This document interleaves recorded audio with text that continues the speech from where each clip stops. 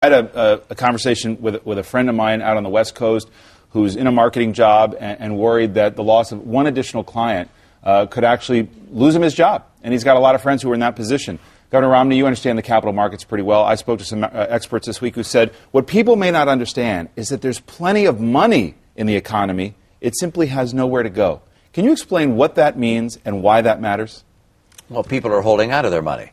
Consumers are saying they're concerned about the future, and so they're pulling back. Look, what's happened in our economy for the American family can be illustrated by the total numbers.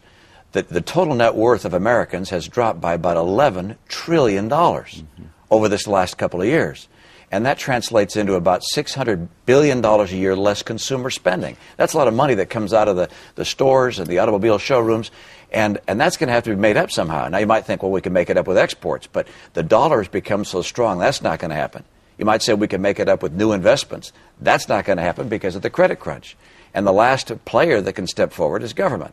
And that's why we're going to have our government take action to stimulate the economy. I think actually the tax reductions for middle-income individuals, lowering our corporate tax rates, those will have the biggest impact. Actually, Greg Mankiw, former chairman of the Council of Economic Advisors, says that tax cuts have a greater multiplier effect, more bang for the buck, even than more spending. On the spending front, though, we're also going to have to spend more. I hate doing that as a conservative, but I think we ought to spend more to upgrade our military equipment. It's been shot up. It's been lost in the Middle East. But the government is going to have to step forward, not only with monetary policy to add funding and capital to the capital market so we see more lending, but also for additional spending and lower taxes. And I want to get to the stimulus picture. I want to ask both of you about that. But Lee Scott, let me bring you back into this just to talk about the American consumer. You're the largest retailer in the world. You've actually had a pretty good year this year because of your business model, lower prices on things that people need, as your mission statement says. Where is the American consumer? What we see in our polls again and again is that the number one thing that people are worried about is losing their job. And the number one asset in their lives, their home, continues to decline in value. And as much as the government's trying to help out in this regard by lowering long-term rates, people still aren't confident that their home isn't going to lose more value. So where are they mentally, psychologically? Well, what we're seeing is in our surveys and interfaces with the customers, which we do extensively every month, is that energy costs have clearly dropped. I noticed on my way in here this morning, gasoline here is $1.33.9, so that's moved down. We're seeing, though, that our customers have a great deal of faith that government will ultimately take the right action and be successful in addressing the current situation. But the number one issue today is their concern about their job. And that is clear. You can see across our store things in our pharmacy group. We have increases in prescription drugs, but not at the same rate it was. And what we're seeing is an increase in self-treatment. We're seeing an increase in food storage as people are cooking more at home and, in fact, using leftovers more extensively. So consumers are, in fact, changing their behavior. If I could just add, though, David, we are optimistic over the long term. Certainly the next few months are going to be very challenging. But we believe there's an opportunity here to not just address this challenge and this crisis, but what are we going to do as a country so we emerge from this crisis as a stronger America? So are we going to address comprehensive health care reform? Are we going to have a national energy policy? What are we going to do about education? Because if all we do is this one package and we don't address the rest of it, what will keep us from coming right back to the same situation? And let's get to that issue of what the government can now do. Eric Schmidt and Governor Granholm, I'll start with you, Eric Schmidt. What has to be in this stimulus package? You've been providing advice to the Obama transition and administration. There's talk that it could approach $1 trillion. A couple of weeks ago, it was $500 billion.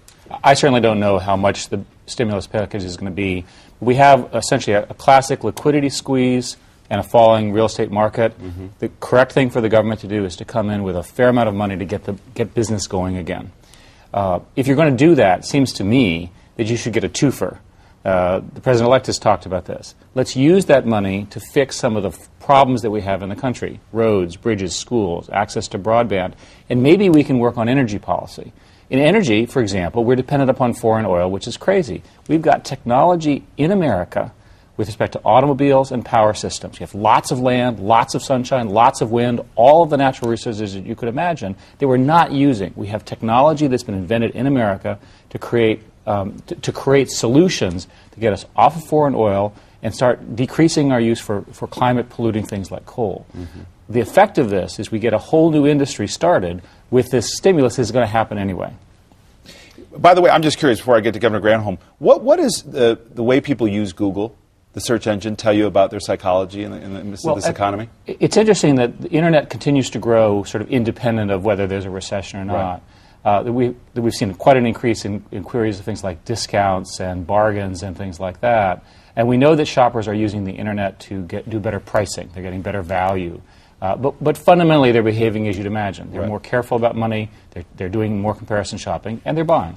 Governor Granholm, what do you say? What has to be in the stimulus? I think it has to be a broad-based economic recovery package. I mean, first of all, you have to make sure that we don't do further harm, and that's why making sure, for example, that 3 million people don't lose their jobs with the auto industry and the related industries is very important. But in addition to that, the governors of the states are really focused on what is it that's going to put people to work right now.